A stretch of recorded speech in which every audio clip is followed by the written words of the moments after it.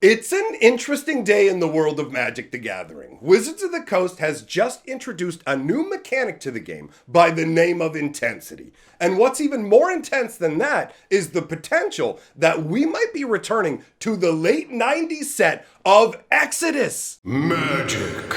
I am a wizard! History. I'm an old wizard! The magic historian. My bones hurt. Greetings!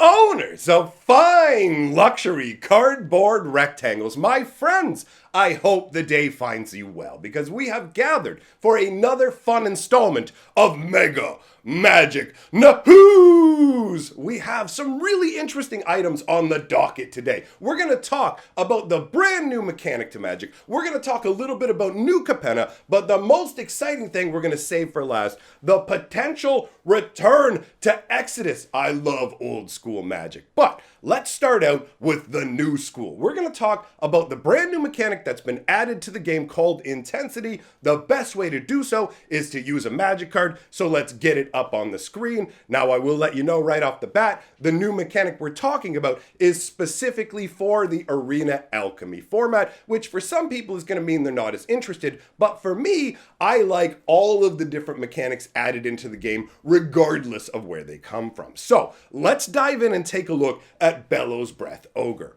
1 red and 2 for a 3/3 artifact creature ogre shaman. It's interesting to note that with alchemy specifically, it feels like the rarity of the card is almost irrelevant. It's really just Wizards of the Coast dictating the price of wild cards with these, because when it comes to physical printings, obviously rarity symbols indicate how frequently these cards show up. But with alchemy, it's just Wizards going, this is the wild card level, we expect you to pay for this card. So this is a rare level card. It starts with an intensity of 1, and it says, whenever Bellows Breath Ogre attacks, it deals damage equal to its intensity to any target, then perpetually increases its intensity by 1. Now, this is a very interesting ability. I do like the way that the perpetual concept allows you to stack bonuses throughout the course of an entire game tied to a particular card, because you have to understand that this Bellows Breath Ogre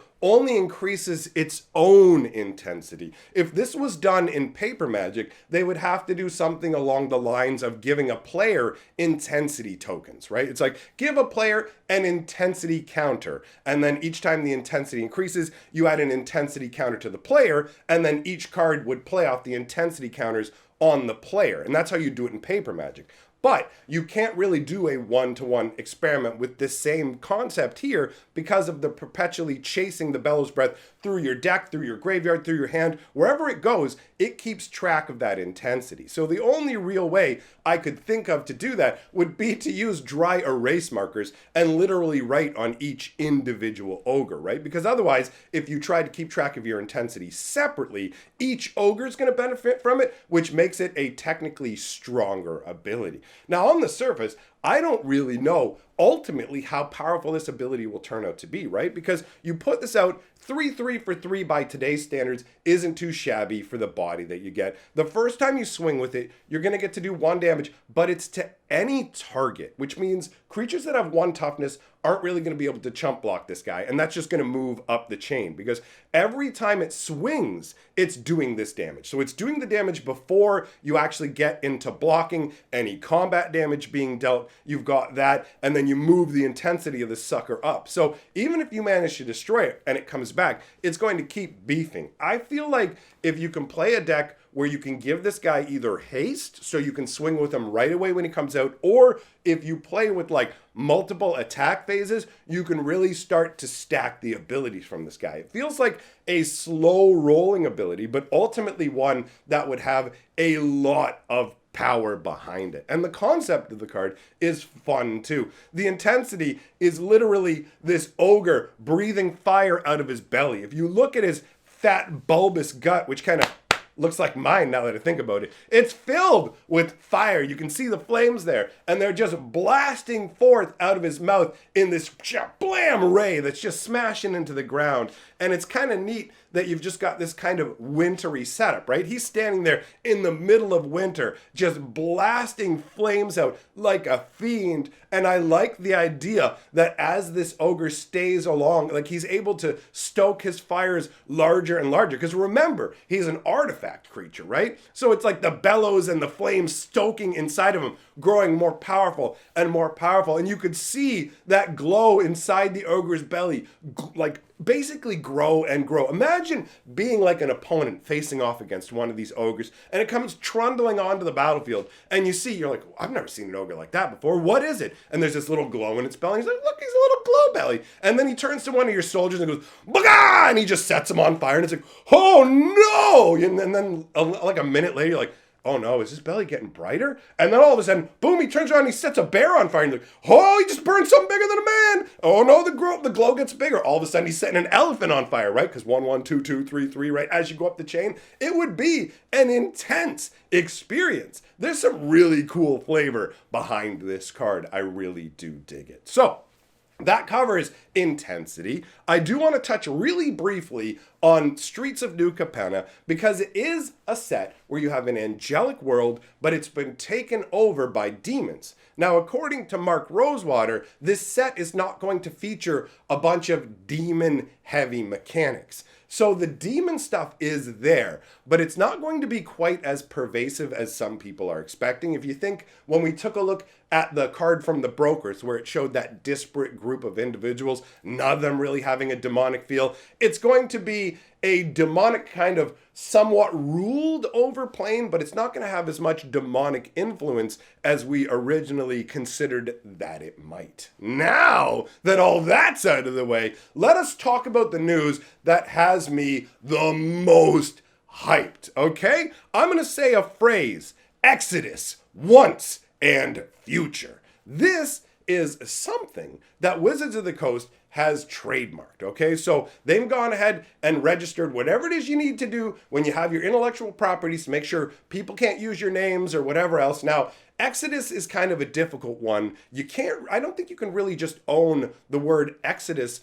all by itself overall. I mean, there are literal card games. Actually, it's funny enough, now that I'm speaking of it, literally sitting on my desk in front of me, I didn't realize it, is a box. Can you guys see this? This game is called Exodus. Oh, the glare. I didn't prepare for this, guys, but I've got multiple boxes of Exodus on my table. That's hilarious. So, anyhow, it's an example of how you can't really just own just the concept of Exodus as far as I understand. The more nebulous you get with something, the less chance you have of owning it. For example, on the back of Magic the Gathering cards, it says Magic the Gathering. And that's because when they went to originally trademark the game, they couldn't just trademark Magic. It's too generic. Everybody can use the word Magic. You have to add something to it to make it yours. I guess maybe like by going Exodus, the trading card game down here, that's how they get around that and make it their own, right? So it's that kind of a scenario. Wizards of the Coast has apparently registered a trademark for Exodus once and future, and also re-upped their whatever they had going on with the original Exodus name. So when you put that stuff together, it does sort of lean towards the idea that Wizards of the Coast could be doing something once again with Exodus. If you're not familiar with Exodus, it happened, when was that? About, late 90s? 1998, 1999, something like that, right? So in that time frame, it's part of the Weatherlight story. So if you've been keeping up with the Brothers War lore and everything that I've been doing over on Fantasy Geographic, you've got the Brothers War, which leads to Urza becoming a planeswalker. He goes through this huge, long arc trying to destroy the Phyrexians, and part of that is literally raising up an entire squad of heroes and the Weatherlight. There's so much epic stuff in this storyline. And that time was like the Wrathy overlay, where Phyrexia was essentially trying to overlay another plane on top of Dominaria to kind of invade it from the inside with this Flowstone insanity. And you end up, because of the overlay, you have all these shadow beings. You've got, who is it? You've got the Dothy and the Vec and everything. And these are all individuals who get trapped between two different realms. So they're stuck in the shadowy between world where they can see where they used to live, but they're trapped in the shadow world with two other different races. So they're all fighting each other in this like inner crazy, it's so good. Like the ideas that happen in Exodus are really, really cool. I love the flavor. and the story. Now, when it comes to this potential return to Exodus, we have a situation where Wizards of the Coast is clearly taking older properties now and trying to revitalize them and see what they can do with them. Kamigawa Neon Dynasty is a perfect example of that. Under the old auspices, the way that Wizards of the Coast used to operate was, if a set is a dog, we never go there again. If you're wondering why we were always on Innistrad, Ravnica and stuff like that, it's because sets like Zendikar sold well, going back to Zendikar did well, so it was like repeat, repeat, repeat, repeat. But Kamigawa sold very poorly, so we never went back. But now that Wizards of the Coast is branching out into all kinds of different concepts, they're taking older properties and they're bringing them back and revitalizing them, right? In some ways, it's a reimagining like Kamigawa. In some other cases, think like Time Spiral Remastered. So Exodus, in some ways, would be a prime concept for once and future. The way I look at a once and future concept is, I don't think, and first of all, obviously, totally spitballing here off of very little information, but I don't think that Wizards of the Coast is planning on making a full set based on Exodus. I think they're going to do something similar to that little unbox set they did, where maybe they take some old cards from Exodus, right? And then they take some, like, it's limited what they can take. A bunch of stuff from Exodus suffers from being restricted by the reserve list. So Wizards can't just reprint whatever they want from the set. They do have to find a way to kind of move it into another realm. There's a couple of different ways to do it. One is to literally reprint some older cards from the set that aren't on the reserve list to give some surrounding flavor and literally create brand new cards that are Exodus inspired. Or you could take it a step further and kind of take extrapolations of previous Exodus cards, maybe legends or whatever else that show up in it, and do new versions of the characters that show up in that storyline. Because as far as I'm concerned, Wizards of the Coast looks like they're reaching back into the past to see what they can kind of dredge up and make more money with. And this seems like a good opportunity to do so, but they also seem to want to kind of hedge their bets and go, we don't want to go too deep with things, right? That recent, I mean, they're doing Unfinity, but before that, we got a little unbox set. And I feel like those kind of forays are the perfect thing for Exodus once and future. Now, I do need to add some disclaimers here, because there's also something called Chronicle once and future, which might theoretically tie into the old Chronicle set, but the Chronicle set was a compilation set, like a reprint set. It wasn't a set with its own world or flavor. And actually, if you're interested in Chronicles, I've opened German Chronicles and Japanese Chronicles on this channel in my historic opening series. So I'll leave a link to that at the end of this video in case you want to check it out. But they do have Chronicle once and future as well, which does kind of throw a little bit of a curious monkey wrench into this Exodus once and future concept. Are they doing Chronicle? There's also the fact that we have to bear in mind Wizards of the Coast doesn't just produce Magic the Gathering. It is theoretically possible that Exodus once and future and Chronicle once and future may actually be a part of a Dungeons and Dragons like product that they're planning on launching out there.